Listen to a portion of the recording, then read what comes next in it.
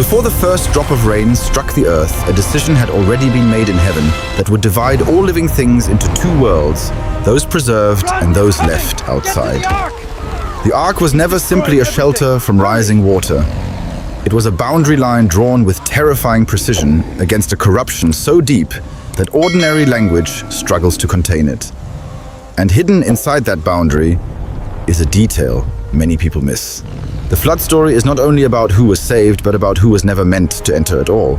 Most people remember Noah as the old man with timber animals and a warning nobody believed. But the world around him was not merely violent in the familiar human sense. It had become distorted at its foundations, as if the order of creation itself had been bent out of shape. What Noah witnessed was not just moral decline, but a world where the distance between heaven and earth had been crossed in a forbidden way. Genesis places that fracture in a strange and unsettling moment when the sons of God saw the daughters of men and took them as wives. However, one interprets that phrase, the text presents it as a violation, not a romance. Something stepped across a line that had been set by God, and from that crossing came consequences that spread far beyond a single household or generation. The flood begins to make more sense only when that line is taken seriously.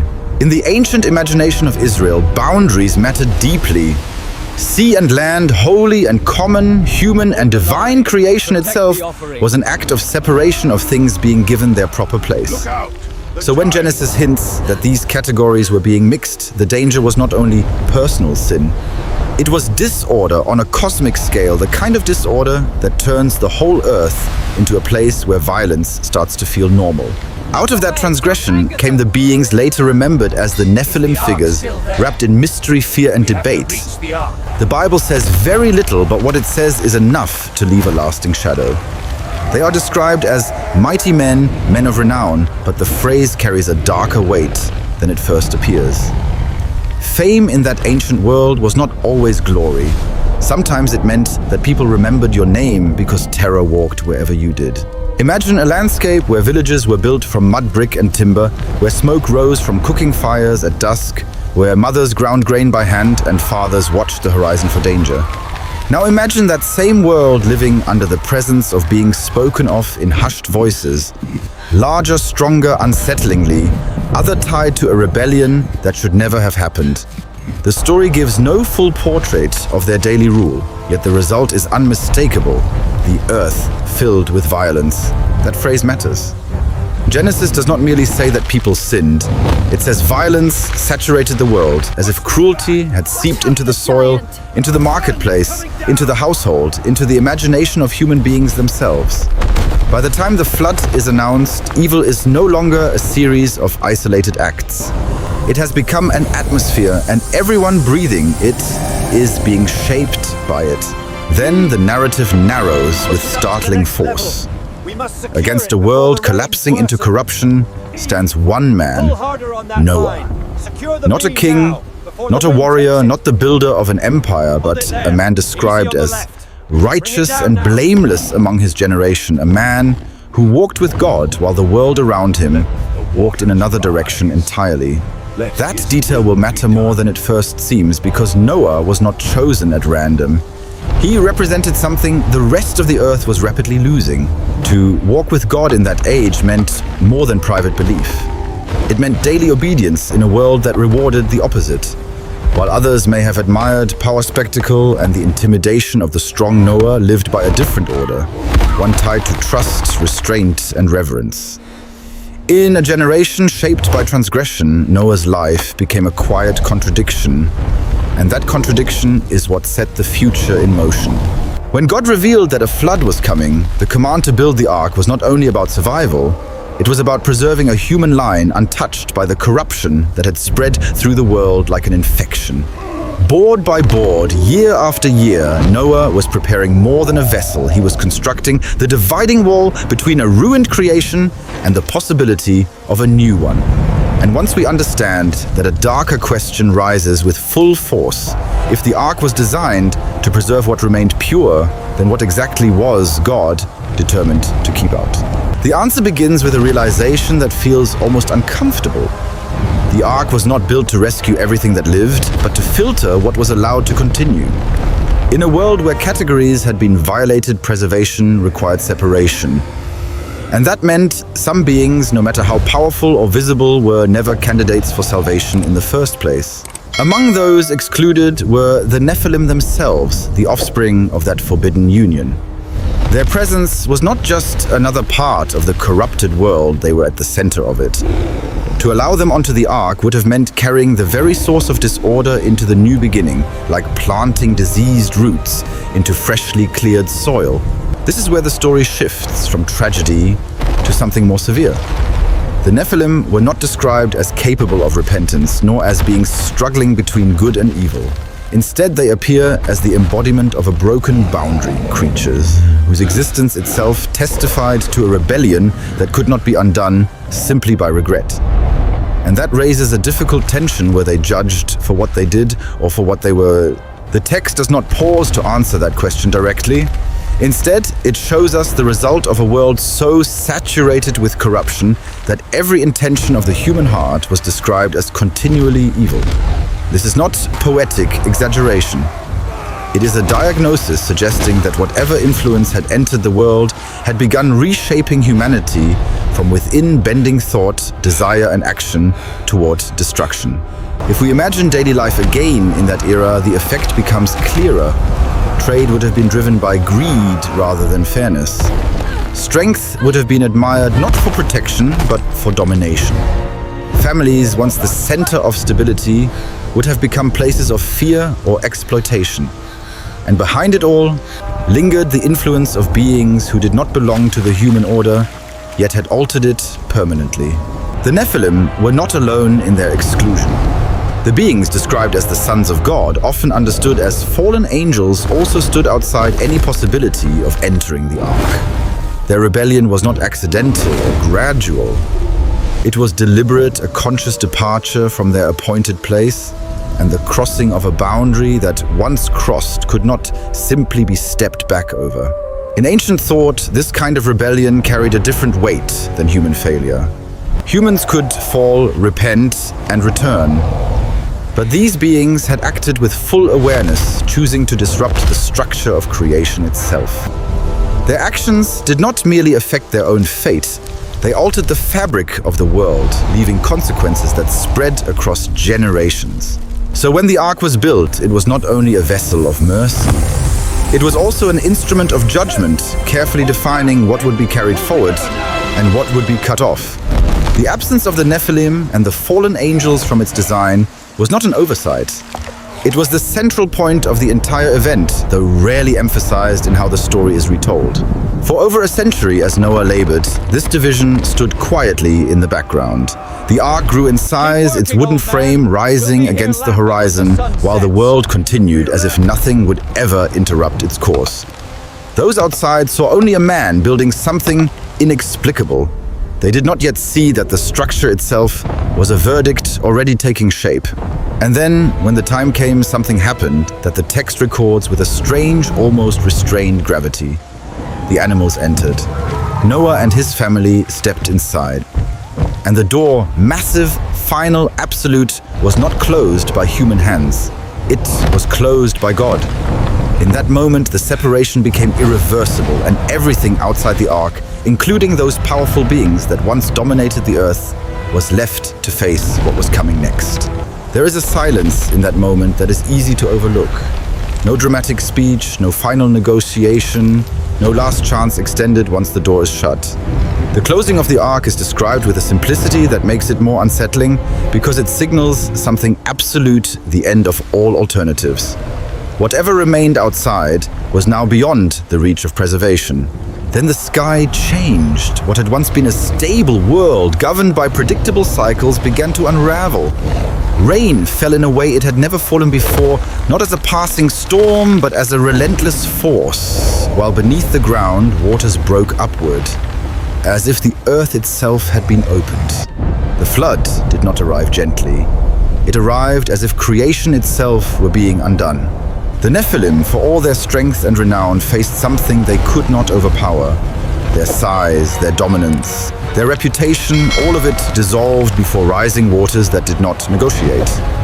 The same beings who had once inspired fear now encountered a force that treated them no differently than anything else left outside the Ark. And yet, the deeper weight of the moment is not only in their destruction, but in what it represents.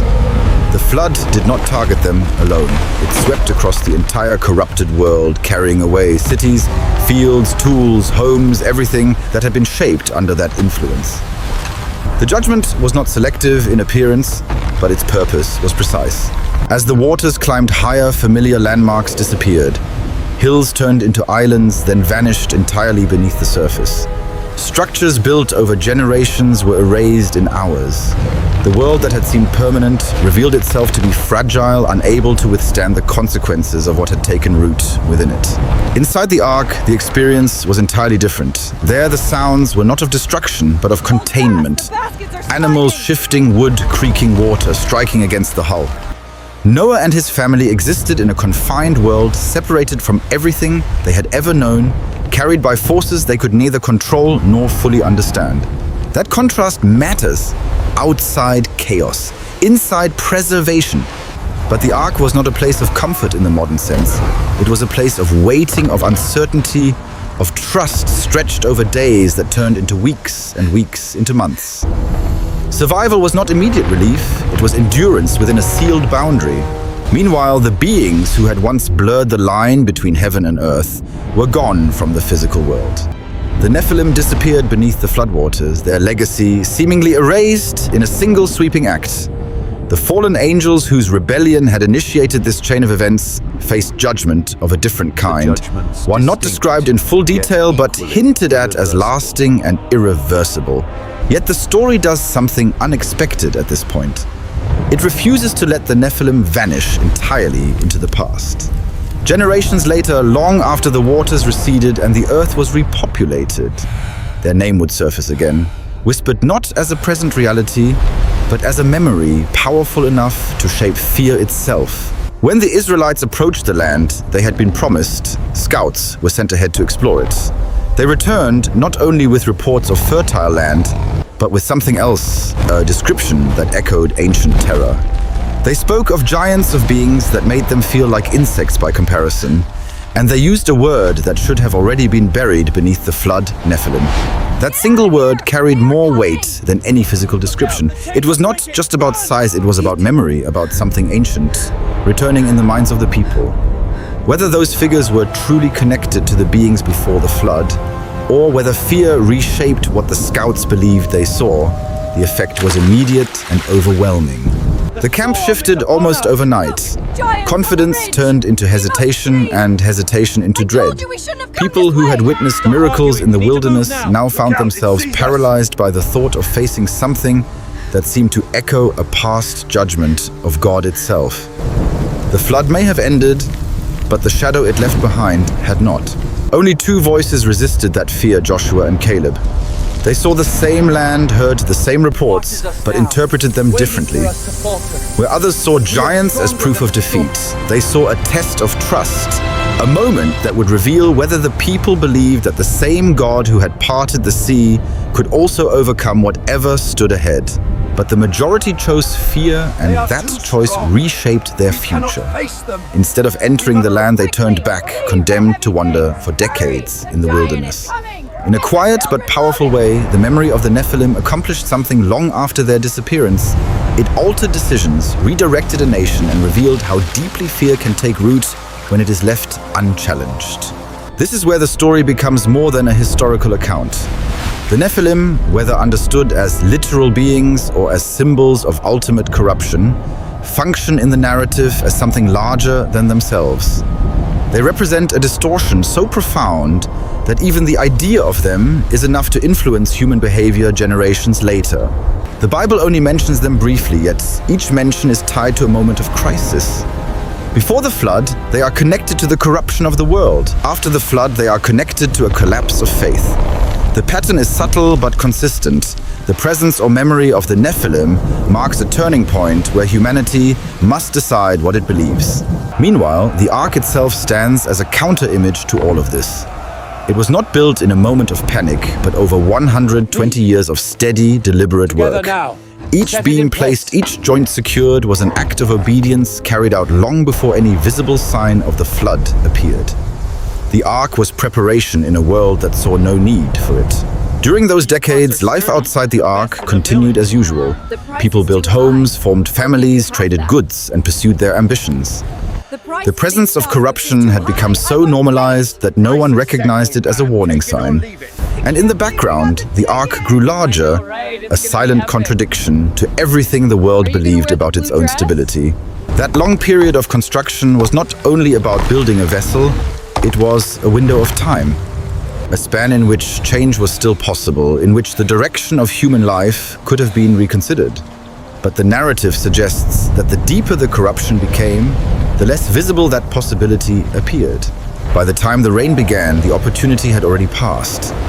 The Ark was complete, the door was closed, and the separation between what would continue and what would end had been firmly established. And this brings us back to the question that lingers beneath the surface of the entire story.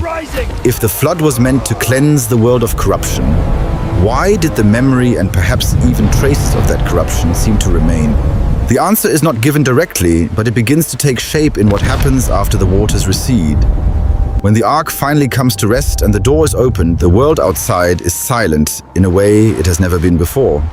No cities, no voices, no traces of the violent order that once dominated the earth. And yet, something of that old world has not been entirely erased.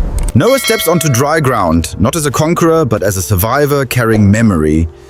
He builds an altar, offers thanks, and acknowledges that what has just happened was not simply survival, it was a reset of creation itself. The land is new, but the human heart, the same heart described before the flood, has crossed that boundary inside the Ark. This is where the story becomes more complex than a simple cleansing. The Nephilim are gone. The fallen angels no longer walk among humanity, and the world has been stripped of that unnatural influence. But humanity itself remains capable of choosing corruption without needing external beings to lead the way. In other words, the flood removed a catalyst, not the entire condition. The disorder that once came from outside the human boundary had exposed something already present within it. And now without the Nephilim, that inner capacity becomes the central tension of the new world. The covenant that follows the promise marked by the rainbow is often seen as a reassurance, and it is. But it is also an acknowledgement that the relationship between God and humanity has entered a different phase. The earth will not be destroyed again in the same way, not because humanity has become incapable of evil, but because a new structure of patience and responsibility has been set in place. Still, the question about the Nephilim does not disappear. It lingers, especially when later texts hint at giants, at unusual figures, at echoes of something that should have been fully erased. Some traditions suggest remnants, others argue exaggeration or symbolic language. The Bible itself leaves the matter unresolved, almost as if the uncertainty is part of the message. That ambiguity forces a deeper reflection. If the Nephilim represent the ultimate crossing of boundaries, then their story is less about their physical presence and more about what happens when limits are ignored. The flood becomes not just an event in time, but a warning about what unfolds when the structure of creation is treated as negotiable. And yet, the most striking part of the narrative remains Noah himself. Surrounded by a world that normalized corruption, he chose differently, not once but consistently over years that stretched into decades. His story suggests that even when external forces are overwhelming, the defining line is still drawn at the level of individual choice. The Ark, then, is more than wood and measurements. It is the visible expression of a decision repeated daily long before any visible reward appeared. It stands as proof that preparation for what is unseen can shape the outcome of what is inevitable. And this is where the darkest secret of the story quietly reveals itself. The two beings left behind, the Nephilim and the fallen angels, were not excluded simply because they were different. They were excluded because they represented a break so complete that it could not be carried forward. The flood was not only about ending something, it was about ensuring that certain things would never begin again in the same way. But even that conclusion does not close the story as neatly as it seems. Because if the Nephilim were erased and the fallen angels judged, why does the narrative continue to echo with their presence, long after the waters are gone? It is as if the flood ended their bodies, but not the questions they left behind. The Bible does not return to them often, yet when it does, it feels deliberate. Their name appears at moments of tension, of fear, of uncertainty, never casually, never without consequence. And that suggests their role in the story was never meant to be fully contained within the past. One possibility is that the memory of them became a kind of warning preserved in human consciousness. Not a detailed history, but a shadow strong enough to shape decisions. The people who feared giants in the Promised Land were not just reacting to what they saw, they were reacting to what they believed those figures represented. That belief, whether accurate or not, had real effects. It delayed a nation, reshaped its journey, and revealed how easily perception can overpower promise. In that sense, the legacy of the Nephilim did not need a physical form to continue influencing the world. There is also another layer, quieter but more unsettling. If the Nephilim symbolize the breaking of boundaries between what should remain separate, then their story raises a recurring question for every generation. What happens when those boundaries are ignored again in different forms under different circumstances? Ancient people expressed that danger through stories of giants and fallen beings. Modern readers may interpret it through different lenses, cultural, moral, or symbolic. But the core idea remains consistent. When order is disrupted at its foundation, the consequences spread far beyond the initial act. Noah's world shows what that disruption can look like when it reaches its extreme. A society so shaped by violence that it no longer recognizes itself as broken. A world where power replaces purpose and where the line between right and wrong fades into something indistinct. And yet the story refuses to end in despair, because at its center is not only destruction, but preservation, not only judgment, but the possibility of renewal. The Ark carried forward a small fragment of humanity, enough to begin again, enough to prove that corruption does not have to be the final word. That balance between warning and hope is what gives the story its enduring power. It does not offer simple answers about the Nephilim or the fallen angels. Instead, it presents a reality in which choices matter deeply, where the direction of a life or an entire world can hinge on what is accepted and what is resisted. And so the flood stands not just as an ancient event, but as a mirror. It reflects the tension between order and chaos, between obedience and rebellion, between what builds life and what quietly erodes it. The question it leaves behind is not about giants in a distant past, but about what kind of world is being shaped in the present. If we return for a moment to the image of the Ark drifting over a silent world, the weight of that question becomes clearer. Everything familiar had been removed, not gradually, but completely. What remained was not a continuation, but a beginning placed into human hands, again fragile and untested. Noah's first act upon leaving the Ark was not to rebuild a house or secure resources. It was to acknowledge the source of his survival. That detail is easy to overlook, but it reveals something essential. The new world would not be sustained by strength or memory alone, but by a relationship that had been preserved when everything else was lost. And yet even in that renewed world, the potential for failure remained. The same freedom that allowed Noah to choose righteousness would be passed down through generations, along with the possibility of choosing otherwise. The absence of the Nephilim did not guarantee a perfect future. It only removed one form of corruption, leaving humanity to face its own nature more directly. This is what makes the story feel uncomfortably close even across centuries. It does not isolate evil in distant, monstrous figures alone. It shows that while some forces were removed entirely, others remained within the ordinary decisions of everyday life, decisions that over time shape entire societies. The Nephilim, in this light, become more than a mystery about ancient beings. They become a symbol of what happens when power exists without restraint, when boundaries are ignored, and when influence spreads faster than wisdom. Their destruction was decisive, but the conditions that allowed their rise are not described as permanently gone. The fallen angels too stand as a reminder that rebellion can begin not from weakness, but from choice made with full awareness. Their story suggests that the most dangerous turning points are not always driven by ignorance, but by deliberate steps taken across lines that should not be crossed. And so the flood becomes both an ending and a warning carried forward. It shows that there are moments when restoration requires separation, when what cannot be healed must be removed. But it also shows that the responsibility for what comes next does not disappear with the waters. Noah as life after the flood is quieter, less dramatic, but no less important. It is the life of someone who must live in the world that has been given a second chance. A world where survival is no longer the question, but direction is. What will humanity build now that it has been given the opportunity to begin again? The story does not provide a final resolution to that question because it is not meant to. Each generation becomes part of the answer, shaped by the same tension between order and chaos, between faithfulness and drift. The absence of the Nephilim does not end the struggle, it changes its form. And perhaps that is the deepest revelation hidden within the flood narrative. The Ark was never only about escaping destruction. It was about defining what is carried forward into the future. The two beings left behind were a necessary part of that definition, but the story ultimately turns back to humanity, asking quietly but persistently, when the door closes and the waters rise, what kind of life will you have chosen to bring with you?